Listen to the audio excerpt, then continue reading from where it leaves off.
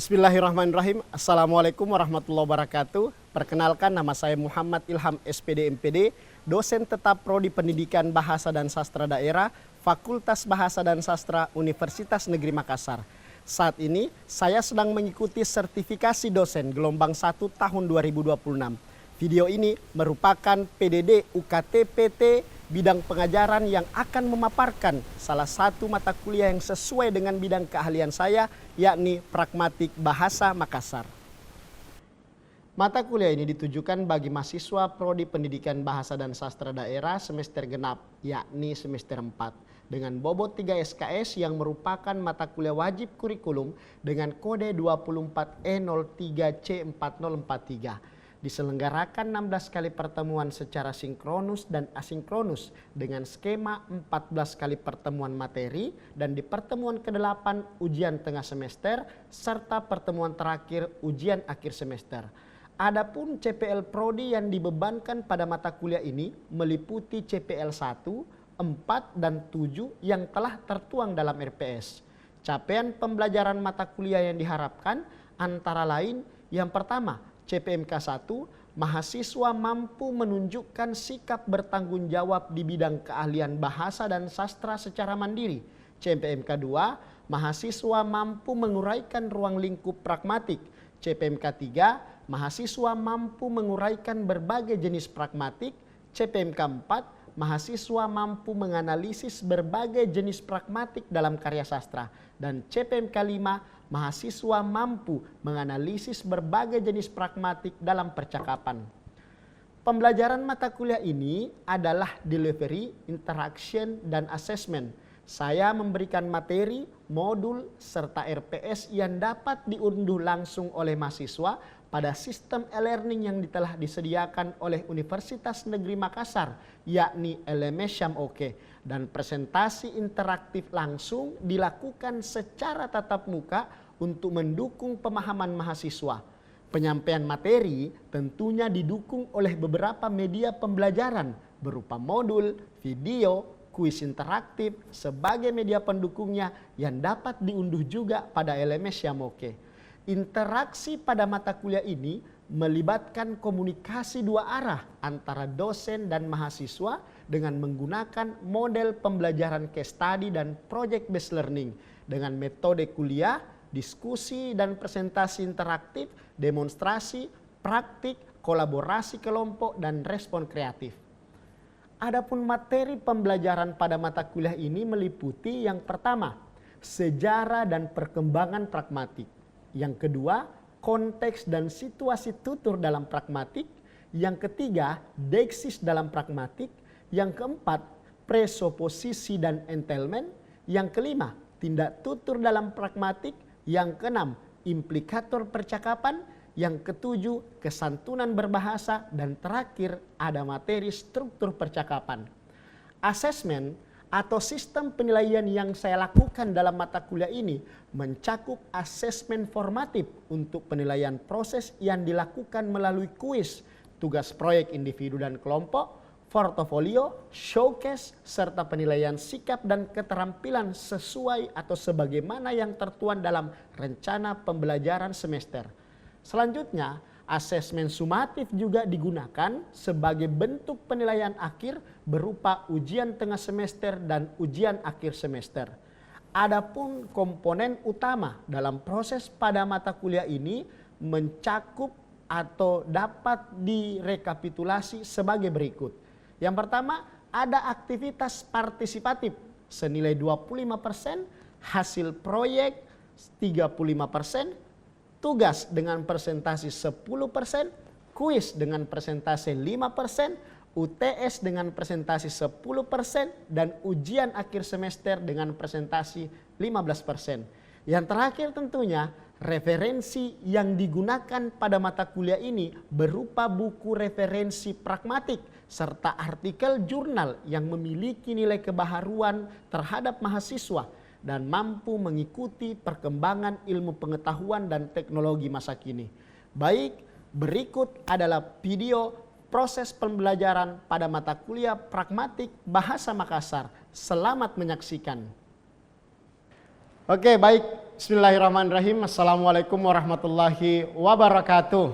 Waalaikumsalam warahmatullahi wabarakatuh. Selamat pagi bagi kita semua. Oke, nanti kapan tuh kabar kah? Mantap. Oke.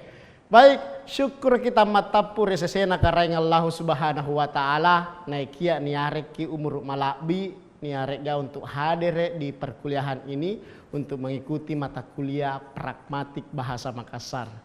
Oke, sebelum kita memulai pembelajaran kita hari ini, seperti biasanya sesuai dengan kontrak perkuliahan, silakan saudara-saudara untuk mengecek presensi kehadirannya di LMS Syam Oke. Silakan saudara-saudara sekalian, seperti ini tampilannya. Ya, di situ saya sudah sediakan presensi untuk LMS Syam Oke-nya. Sudah semua? Oke, mantap. Oke, baik Saribatangku. Kembali saya ingatkan bahwa presensi kehadiran ini adalah syarat mutlak untuk lulus atau tidaknya pada mata kuliah ini, ya, karena punya kehadiran tarawangan 80% atau lah diminta lual fata, sudah, ya. Sehingga manja kuliah i Naba, ya, Naba itu sudah 2 kali tidak hadir, padahal di kita ini baru masuk pada pertemuan keempat. Nah, itu tolong diperingati itu ketua tingkatnya Feria. Sebelum kita masuk ya pada materi kita hari ini, Bapak mau menjelaskan dulu capaian pembelajaran kita hari ini. Sesuai dengan kontrak perkuliahan yang ada di RPS, di awal pertemuan kita sudah sampaikan bahwa hari ini kita akan mencoba untuk mendiskusikan di CPMK 4 di pertemuan keempat, ya. Apa itu tujuannya? Mahasiswa diharapkan mampu untuk menganalisis berbagai jenis jenis deksis dalam percakapan. Ya. Kemudian CPMK 4 ini tentu diturunkan ke sub CPMK-nya. Ya. Lebih detail lagi, sub CPMK 4 itu Anda atau mahasiswa diharapkan mampu menganalisis deksis dalam karya film. Ya. Nah, apa itu deksis? Ya mungkin Bapak pernah kan di pertemuan sebelumnya Bapak suruh untuk membuat resume. Sudah di-upload di Syamokenya? Tanpa narung. Ya, luar biasa Anda. Oke, apa tujuan pembelajaran kita hari ini? Ya, ada 5 tujuan pembelajaran kita sesuai dengan kategorinya deksis. Ya pasti bertanya-tanya Meki, apa kan jadikan deksis Pak? Ya walaupun mungkin sudah Anda meresume tapi kayaknya ada sedikit kebingungannya tuh, iya tidak? Iya. Ya, yang pertama, setelah saudara-saudara mengikuti perkuliahan, Anda dapat menganalisis deksis persona, ya. Jadi diharapkan untuk menganalisis deksis persona dalam karya film Buta Karaing, ya. Nah, yang kedua, saudara-saudara juga diharapkan mampu untuk menganalisis deksis persona. Selain persona itu ada deksis tempat, ya. Kemudian ada deksis waktu dalam karya film itu. Tujuan pembelajaran yang keempat, saudara-saudara diharapkan mampu menganalisis deksis wacana, ya, dalam karya film Buta Karaing. Dan selanjutnya saudara-saudara diharapkan mampu menganalisis deksis sosial dalam film Buta Karaing. Nah, pasti sudah Anda bertanya kan, apa sebenarnya ini dibilang deksis Pak? Ya tentu Bapak tidak akan langsung menjelaskan, ya, karena model pembelajaran kita itu adalah model pembelajaran student center, ya, fokusnya ke Anda, ya, dosen itu hanya sebagai fasilitator, ya. Tapi bukan dosen yang tinggal duduk diam dongo saja, tidak juga seperti itu, ya. Oke, baik. Sebelum kita masuk ke perkuliahan kita hari ini, dan setelah Bapak menjelaskan, saya mau merefleksi dulu pertemuan kita sebelumnya, ya. Apa yang kita diskusikan pada pertemuan minggu lalu? Kita sudah mendiskusikan tentang apa, Ferry? Pragmatik. Pragmatik. Apa itu yang pragmatik? Pragmatik itu cabang ilmu yang mempelajari bahasa dari konteksnya. Oke, apanya cari itu pragmatik, Ferry? Ya, arti dari sebuah Arti atau maknanya dari sebuah tuturan dengan memperhatikan apa? Tepuk tangan dulu untuk Ferry nih, luar biasa, ya. Oke, Kata kuncinya mencari makna berdasarkan konteks. Apa bahasa sehari-harinya konteks? Bahasa lain dari konteks? Ada yang bisa membantu temannya? Ya, kondisi, apalagi? Situasi, ya. Nah, itu melihat situasi dan kondisinya, ya. Supaya apa orang? Supaya tidak baper, ya tidak. Kenapa? Tidak tahu persoalannya. Ah, itulah kita pentingnya belajar pragmatik karena harus menyesuaikan konteks. Oke, baik saudara-saudaraku sekalian. Nah, coba diperhatikan, silakan saudara-saudara men-scan barcode ini, ya. Ketika saudara-saudara men-scan barcode ini, ada yang tahu ini siapa? Bukan saya ya, ya. Ilok greeting kalau saya. Oke, maka ini coba kita simak bersama apa penjelasan yang disampaikan oleh si Ari Kriting. Kan di atas itu masih ada 1 juta. Apa yang dibahas oleh Ari Kriting dalam video ini? Ada yang membantu Bapak? Silakan Ardi. Jadi berdasarkan penjelasan video tersebut, kata kita bisa bermakna sebagai Anda dan juga bisa bermakna sebagai saya. Di pengalamannya Ardi di dalam bahasa Indonesia dialek Makassar, kata kita ada maknanya yang lain? Ada Pak. Apa? Sebagai kata pengganti kedua. Kedua, kamu ya? Iya Pak. Oke, ada lagi? Tapi Pak, Kenapa Marlina? saya kira kata kita dalam bahasa Indonesia itu kata ganti untuk orang pertama. Oke, ya. Oke. Ardi bilang bahwa dalam bahasa Indonesia kita itu banyak maknanya. Ya, maksudnya satu maknanya Marlina bilang ya, bahwa bahasa Indonesia ya kata kita itu hanya untuk merujuk kepada kata ganti orang kedua, kamu atau Anda. Tapi sepengalamannya Ardi ya, bahwa kata kita ini di kampungnya dia pakai untuk apa? Ya, Marlina tadi bilang kata ganti orang pertama ya, yang menunjukkan jamak ya. Kita berarti saya sama Marlina mau pergi ke sana. Kita silakan, ayo saya dan Marlina itu. Tapi Ardi bilang kita mau. Berarti merujuk kepada kamu atau Anda, ya tidak? Itu kan membingungkan ya. Kata kita itu masuk dalam kategori kelas apa dalam bahasa Indonesia? Kata ganti. Kalau kata kita itu kata ganti apa? Kata ganti orang. Oke. Tadi Peri bilang apa? Pragmatik itu mempelajari makna suatu bahasa berdasarkan ini nih bedanya antara kata ganti dengan deiksis. Bukan persoalan nama, ya. Apalah arti sebuah nama? Tidak. Arti sebuah nama itu punya makna. Ternyata kalau kata ganti referennya tetap, paham? Kalau deiksis, referennya atau yang dimaksud bisa berubah-berubah menyesuaikan situasi dan kondisi. Seperti itu, ya. Oke, tepuk tangan untuk Ardi dulu. Luar biasa pengalamannya Ardi. Oke, ini Bapak kasih sedikit penjelasan tentang deiksis dari beberapa pakar, ya. Yang pertama, deiksis itu dari bahasa Yunani kuno, ya. Dia bilang ini, deiktikos. Ya, yang berarti hal penunjukan secara langsung. Ya, secara maknanya deiksis merupakan bagian dari ilmu pragmatik yang berkaitan dengan pengungkapan sesuatu, ya, yang menjadi acuan atau referennya berubah-ubah berdasarkan situasi dan kondisi. Kayak kita tadi. Kalau orang Manado dia bilang ya kita punya air itu, berarti saya punya air. Ya tidak. Tapi kalau orang bau-bau bilang kita punya air itu, air tak itu Pak, air kamu itu. Ya. Tapi kalau dalam bahasa Indonesia baku, ya kita punya air berarti saya, Ferry dan semuanya itu punya air. Ya, oke. Jadi menyesuaikan konteksturan, bisa dipahami?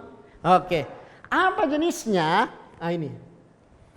Ada beberapa jenisnya. Mirip sebenarnya dengan kata ganti, tapi tidak boleh bilang dalam kajian pragmatik atau lihat situasi dan kondisi, itu kita harus menyebutnya dengan kategori ini. Ada deiksis persona, deiksis waktu, deiksis tempat, deiksis wacana, dan deiksis sosial. Ya, kita lanjut saudara-saudara. Ini pembagian kategorinya. Untuk deiksis persona ada beberapa, ya.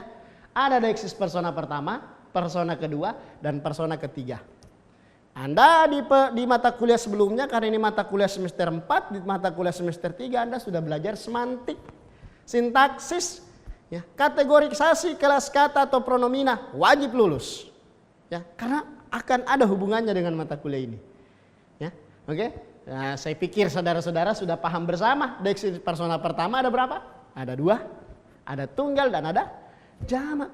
Tapi ingat ya, tidak selamanya ILO merujuk pada deiksis orang ketiga. Paham? Deiksis, kalau kata ganti orang ketiga tunggal, ya benar. Tapi tidak selamanya kalau dalam deiksis. Bisa jadi deiksis itu ILO, ya, menyebut diri saya sendiri, ya saya. Kata ganti orang pertama. Bisa dipahami? Oke, lanjut.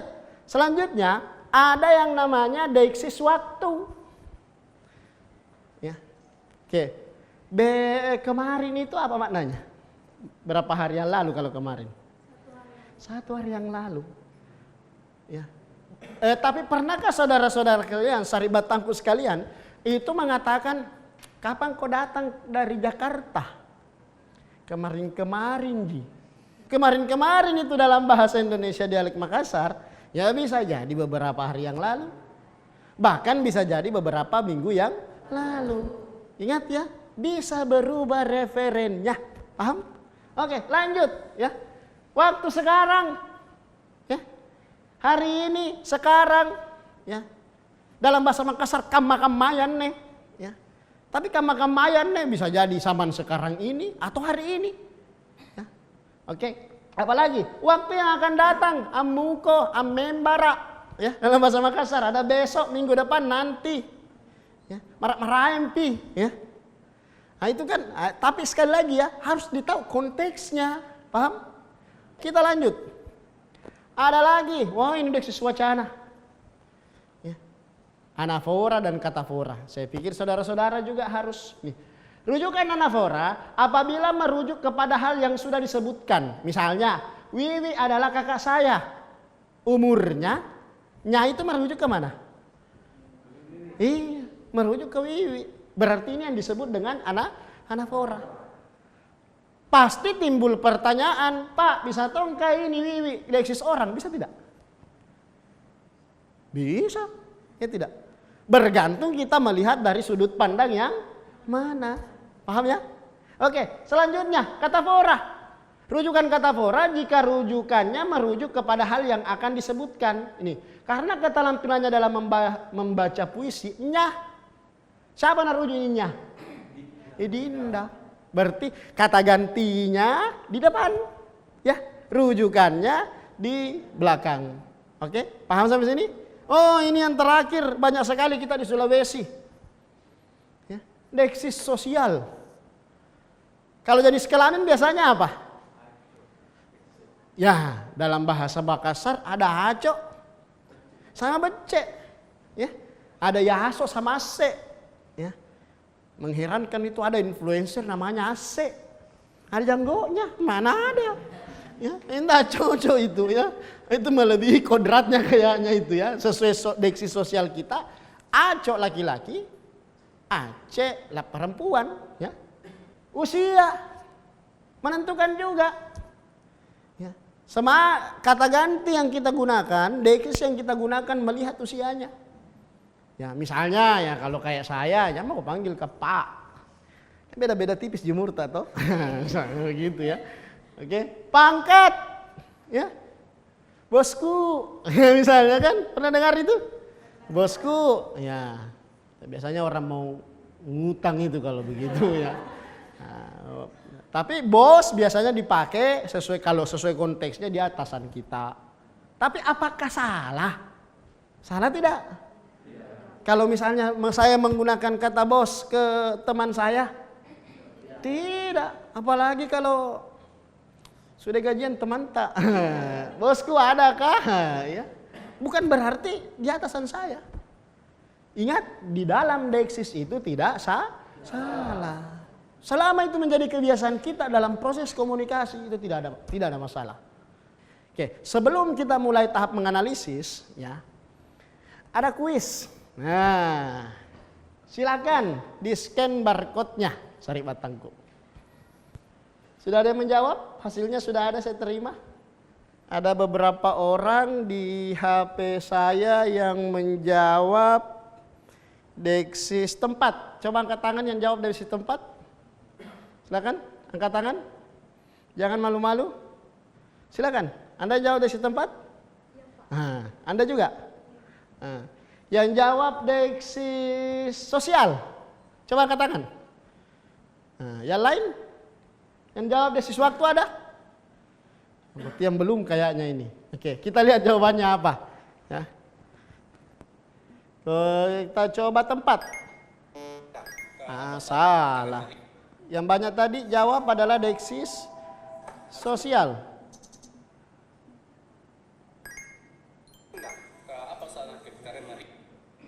Wah, benar.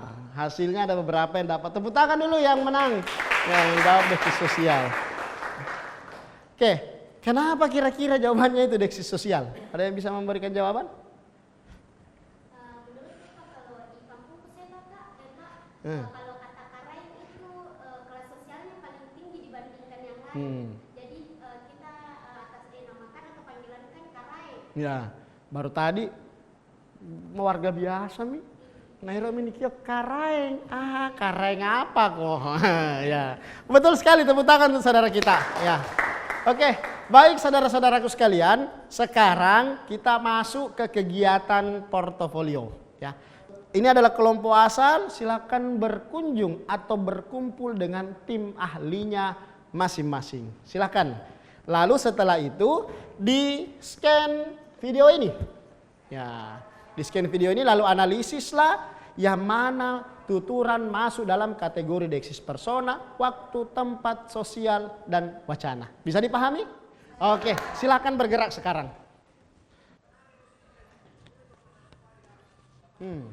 Deksis apa yang ditemukan?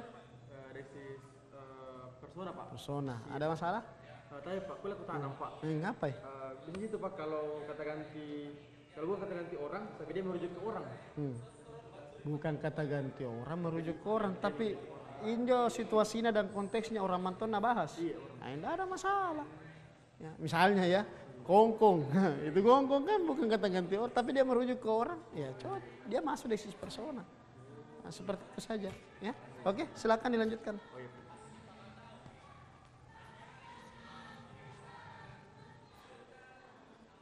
Anda dapat Deksis apa? Tempat dan waktu Pak. Bagaimana? Sudah bisa, ada beberapa data yang ditemukan? Sudah ada. Oke.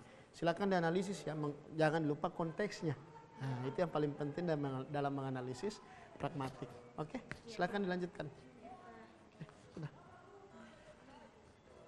Oke, waktu habis. Silakan tim ahli kembali ke kelompok asalnya untuk memberikan penjelasan masing-masing. Silakan.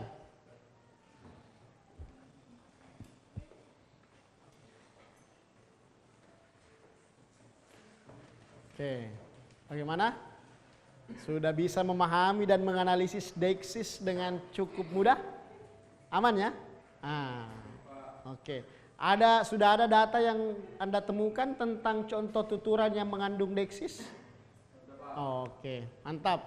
Oke, baik kalau begitu. Selanjutnya saya mau lihat setiap perwakilan kelompok ahli ini untuk mempresentasikan temuannya. Nah, silakan dari kelompok 2 dulu, kelompok asal kelompok 2. Ada yang bisa? Silakan. Silakan Angga. Silakan dari sini dipresentasikan. Tepuk tangan tuh Angga dulu. Iya, luar biasa. Oke. Silakan. Jadi tadi itu setelah kami analis bersama setelah menonton video. Ya. Di sini kita menemukan beberapa Deksis persona. Di sini ada kata Karaeng Anjo, Kiraeng Anjo anak-anak Karel Laut. Kiraeng Anjo anak-anak Karel Laut. Anaknya Karel Laut. Nah, dalam kalimat Karaeng Anjo anak-anak Karel Laut, kata Anjo yang bermakna itu. Itu. Tidak lagi sekedar menunjuk objek atau lokasi secara fisik. Nah, melainkan mengacu pada sosok manusia atau entitas persona, yaitu anaknya Karelau. Nah, kata itu menggantikan atau mendampingi kata ganti orang ketiga, bisa dia atau mereka, untuk menunjuk subjek yang sedang dibicarakan oleh pembicara dan lawan bicara. Oke, mantap sekali, tepuk tangan lagi sekali lagi untuk Angga. Oke, silakan Angga, terima kasih banyak. Oke, itu temuan yang cukup menarik, bahwa kata anjo yang mengarah kepada itu biasanya dalam kata ganti itu kan merujuk kepada kata ganti tempat atau mungkin deksis wacana. Ternyata Angga menemukan kereang anjo anak nakarelau. Anjo di sini bukan tempat. Anjo di sini merujuk kepada anak, berarti deksis persona, kata ganti orang ketiga atau deksis orang ketiga. Nah, itulah temuan tentang deksis. Oke, baik saudara-saudara sekalian, semua hasil temuan Anda, hasil analisis Anda silahkan diunggah di LMS Syamoke sebagai bentuk presentasi tugasnya.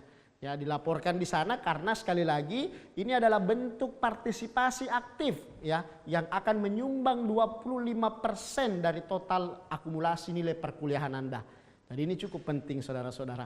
Oke, baik saudara-saudara sekalian, Sarip Batangku Malabiyai Kahadere, sebagai kesimpulan kita mau simpulkan bersama bahwa ternyata dalam deksis ada berapa jenis? Ada berapa tadi? Coba deksis apa? Deksis persona. Yang kedua tempat. Yang ketiga waktu. Yang keempat wacana. Ya, dan yang terakhir deksis sosial. Sekali lagi, referensinya tidak tetap bergantung konteksnya. Oke, baik saudara-saudara sekalian, sampailah kita di ujung perkuliahan pada hari ini. Tentu kurang lebih 3 kali 50 menit kita bertemu untuk pertemuan kita hari ini. Nanti Bapak atau kita akan bertemu ya pekan depan dengan materi yang berbeda tentunya sesuai dengan RPS yang kita diskusikan di pertemuan sebelumnya.